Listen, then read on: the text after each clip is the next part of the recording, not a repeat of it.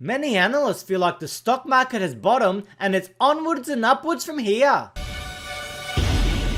But what if this bear market is only just beginning? I'm Biko Konstantinos and that's what we're going to talk about today. If you have or haven't been to Australia, crack this video a like. And if you're interested in independent analysis and education, consider subscribing to my channel. My goal is to support you with valuable content. Now let's check out the stock market. So is the bear market over? Or like General Akbar says, it's a trap! It's impossible to know for sure because we're not time travelers. However, I'm leaning towards this latest rally just being another rally in a bear market or a downtrend. And considering everything that's going on, this downtrend could continue for much longer than most people expect. So why do I think that? Firstly, the S&P 500 is in a clear downtrend. After COVID, we saw this extremely sharp rally upwards. We can see the rate of the upwards momentum ended here, and the actual uptrend ended here and was confirmed when the market couldn't push through to new highs and then fell sharply lower. So now we're in a genuine downtrend, which is represented by short rallies that are sold off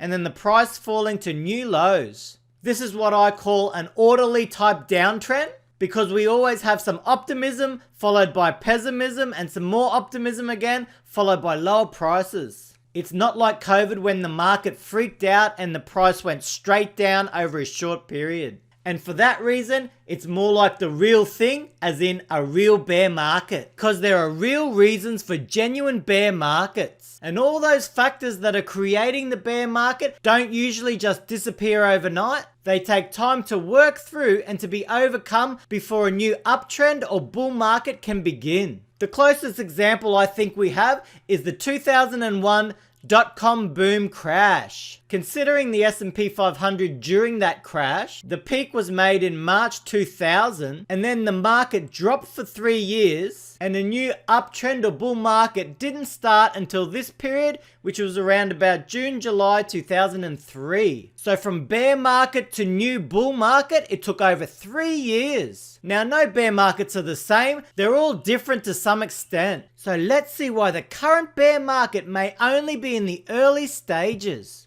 A large part of the rally after COVID was artificially inflated in my opinion. During this entire period, we saw unprecedented government intervention, for example lockdowns and paying people to stay at home, massive stimulus and money printing, i.e. quantitative easing, and ultra low interest rates to practically zero. Check out this chart of all the money that was flooded into the US markets and see how it corresponds with this post-COVID stock market boom. So because a lot of this move was artificially inflated, this fall here may just be the froth coming out of an overheated speculative market. And if that's the case, we could be about to see the bear market that we would have had if the government didn't put a rocket under assets. Another thing to consider about this bear market. Previous bear markets were mainly caused by one sector. For example, the dot-com boom and bust was related to the technology sector, and the global financial crisis was caused by the real estate sector, specifically subprime lending. So what about this current bear market? It has the potential to cover almost all sectors. And that's because we've seen mass speculation in assets prices since COVID. So we've had an everything bubble. Consider crypto, meme stocks, NFTs, the stock market in general, and then the housing market. Everything's gone up and we've seen crazy speculation after the worst pandemic in our lifetimes. How is this possible? Well, it wouldn't have been possible without government intervention, or what we could call ultra loose monetary policies. But because of this, we now have a bear market that can cover all sectors. And when that includes the stock market and the housing market, we could be in some real trouble ahead. What else is going on? Well, unless you've been living under a rock, you'll know that prices for goods have been soaring, with the US currently having a CPI of 9.1%,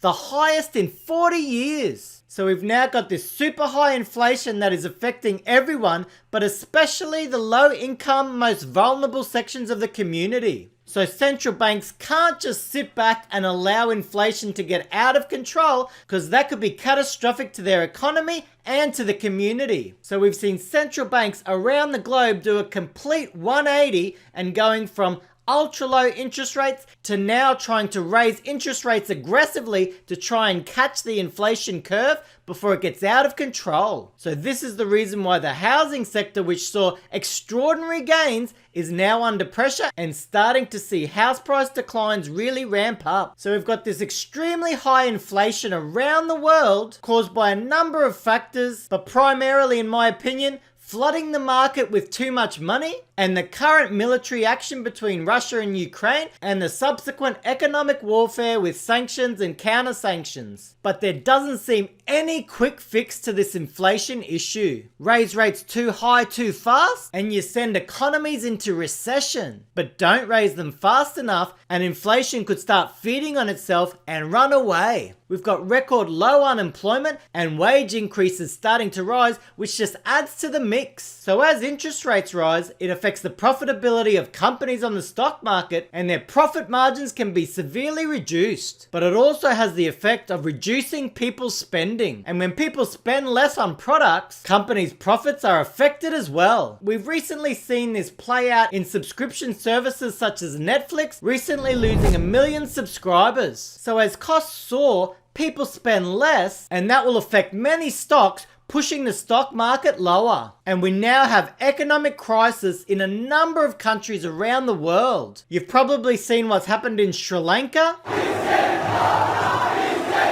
where they've defaulted on their debt, and now they have an extreme economic crisis, which is turning into a humanitarian crisis as well. Here's a number of other countries most at risk of default. So as you can see, we don't just have a few pockets of economic issues around the globe, it's actually starting to ramp up and really accelerate. And because countries around the globe are now so interconnected and dependent on each other, and in my opinion, this has to have an effect on economies and the stock market in general. Now, the opinion among analysts seems to be divided. Many think we might have seen a bottom in the stock market. Many are saying things aren't as bad as it might seem. However, just as many are calling for further falls and potential crashes. People like Jeremy Grantham and Michael Burry believe we've witnessed a super bubble or everything bubble, and believe the subsequent crash will be devastating. But what do you think? Do you think the worst is behind us and things should start to settle down and actually start to grow in the stock market? Or do you think the pain has only just begun? Now, if there is a lot of falls to come in the markets, what should you do as an investor? Well, that all depends on your strategy. If you're a passive investor who consistently invests into the stock market, you just stick to that same strategy and consistently keep investing. That way you can take advantage of time in the market, which has been proven to show excellent returns over time. However, if you're more conservative, you could wait to see how the bear market plays out and potentially start investing in some quality companies when they start trading at levels that you find attractive. This is the exact sort of strategy that Warren Buffett uses. He tries to buy the best companies at a discount. And we could be seeing more and more of that happen over the coming 12 to 24 months. So the most important thing, in my opinion, is to think about your investing strategy and then execute on that strategy. Hey, thanks so much for watching this video.